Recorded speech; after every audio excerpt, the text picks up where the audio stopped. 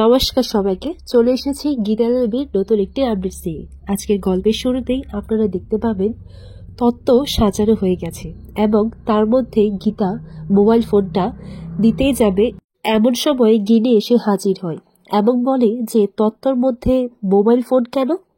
এরপর গিনেকে রেখে গীতা বলে যে এটা তোর জানার বিষয় নয়, আর তুই এত রাতে এই ঘরে কি করছিস। এরপর গিনি বলে বাড়ির ছোট বউ যখন এই ঘরে এত রাতে আসতে পারে তাহলে আমি কেন আসতে পারবো না। এরপর গিনি বলে যে আমি কিন্তু মেহেকের এরকম অবস্থা সহ্য করতে পারছি না। ও বিয়ে করেছে অঙ্কিতকে, আর থাকছে অন্য বাড়ির বউ হয়ে। মেহেক কিন্তু আমার ননদ, আর আমি ওর কোনো ক্ষতি সহ্য করব না। এরপর গীতা বলে দিদি, মেহেক কিন্তু আমারও ননদ, আর ওর সাথে আমি কোনো অন্যায় হতে দেব না। আর তোকে তো আমি বলেছি প্লিজ এই ব্যাপারটা কাউকে কিন্তু বলিস না, তোকে বারবার আমি দিব্যি দিয়েছি। এরপর গিনি বলে আমি তো বললাম আমি কাউকে কিচ্ছু বলবো না, অঙ্কিতের সাথে যে মেহেকের বিয়েটা হয়েছে সেটা আমি কাউকে কিচ্ছু বলবো না। আমি তো তোকে কথা দিয়েছি, আর আমার কথার তো একটা দাম আছে নাকি। এরপর গিনি মনে মনে এটাই ভাবতে লাগে, কিন্তু আমি তো এই বিষয়টা আমার ঠিক হজম হচ্ছে না। তত্ত্বর মধ্যে মোবাইল ফোন কেন যাবে ওই বাড়িতে, আমি তো কিছু বুঝতে পারছি না। কিন্তু এই কথাটা যে বলবো না সেটা তো আমি কোনো কথা দিইনি। এরপর গীতা গিনিকে বলে কিরে দিদি, তুই কি ভাবছিস, তুই কি কিছু পরিকল্পনা করছিস। এরপর গিনি বলে না না, সেরকম কিছু না, তুই নিশ্চিন্তে থাক। কিন্তু তুই আমাকে বললি না যে এই মোবাইলটা এখানে কি করছে।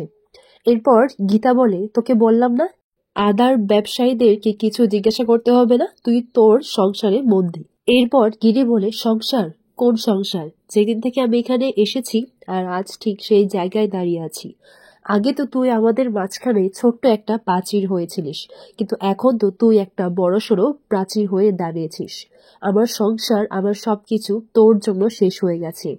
ধম্মে কিন্তু সইবে না গীতা, আর এর ফল, এর শাস্তি তোকে পেতেই হবে। এরপর গিনি সেখান থেকে চলে যায়।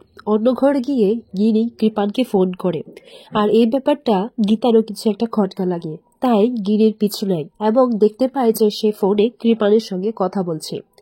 কৃপানকে ফোনে এটাই বলে যে কালকে তত্ত্ব আসবে, আর হ্যাঁ, কসমেটিক্সের তত্ত্বটা একটু ভালো করে চেক করে নিও, আর মেহেক ভালো আছে তো, পারলে ওকে একটু বাজিয়ে দেখো।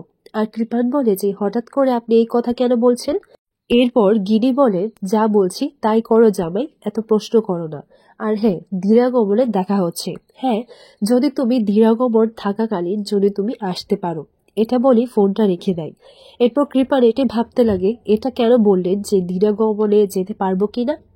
এরপর গীতা এটাই বলতে লাগে তোর বুদ্ধি আছে দিদি, তুই যে কথাটা বললি না সেটাতে তুই রত দেখলি আবার তোর কলাও বেচা হয়ে গেল। কিন্তু আমিও অ্যাডভোকেট গীতা এলএলবি, আমার সামনে সবকিছু এত সহজে হেরে যেতে পারে না, আর আমি আমার শ্বশুর মশাইকে জাস্টিস পাইয়ে ছাড়বো। এরপর পরের দিন সকালে দেখা যায় যে কৃপু কৃপু করে মেহেক সারা বাড়ি ডাকাডাকি করছে। তখন ভজন বলে এই যে এক ডাকে কৃপু কৃপু, যেন মনে হচ্ছে কুকুরের বাচ্চাকে ডাকছে। তখন কৃপান এসে বলে দেখেছো বাবা কি করছে।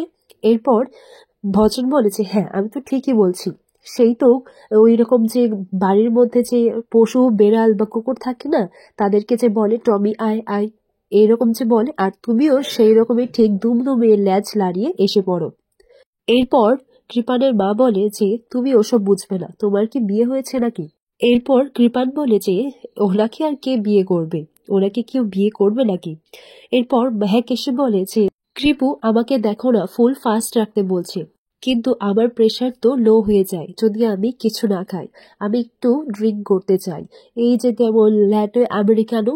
এই কথাটা শুনে কৃপানের বাবা মা বলে যে তুমি কি আমেরিকাকে খাবে, না না ওসব আমেরিকা কেন খেতে যাবে।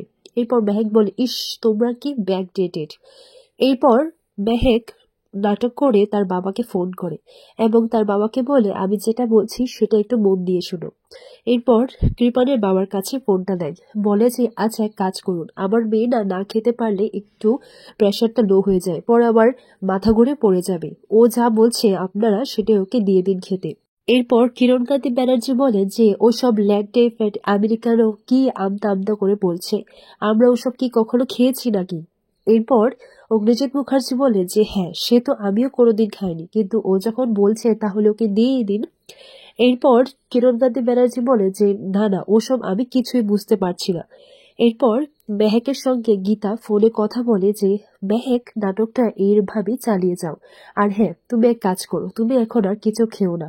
যখনই ভাত কাপড় দেওয়ার সময় আসবে তখনই তুমি টুক করে মাথা ঘুরিয়ে পড়ে যাবে। আর পরে বলবে যে আমার মাথা ঘুরিয়ে আমি তো পড়ে গিয়েছিলাম, বুঝতে পেরেছো?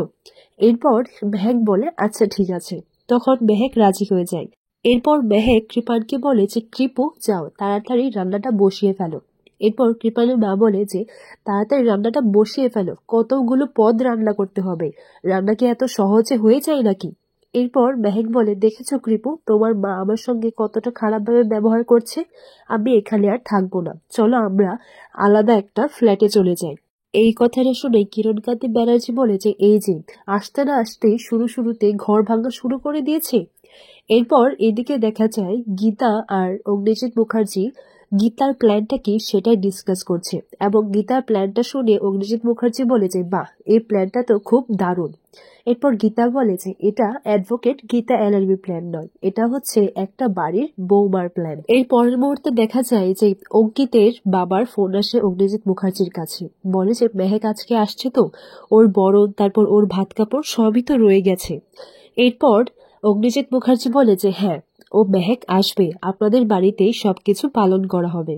আর হ্যাঁ, আমি না, আমার বাড়ির বৌমা আপনাকে কথা দিচ্ছে, আর আমার বৌমার উপর ভরসা করে আমি আপনাকে কথা দিচ্ছি যে মেহেক আজকে আপনাদের বাড়িতে আসবে। পরের মুহূর্তে দেখা যায় যে অগ্নিজিৎ মুখার্জির বাড়ি থেকে কিরণকান্তি ব্যানার্জির বাড়িতে সব তত্ত্ব চলে যায়, এবং তত্ত্বগুলো দেখে কৃপানের গিনির বলা কথাটা মনে পড়ে যে কসমেটিকের ট্রেটা যেন খুব ভালো করে চেক করে নেয়। এরপর কৃপান বলে যে এর মধ্যে কসমেটিকের ট্রেটা কোনটা আছে, তখন তারা দেখিয়ে দেয়।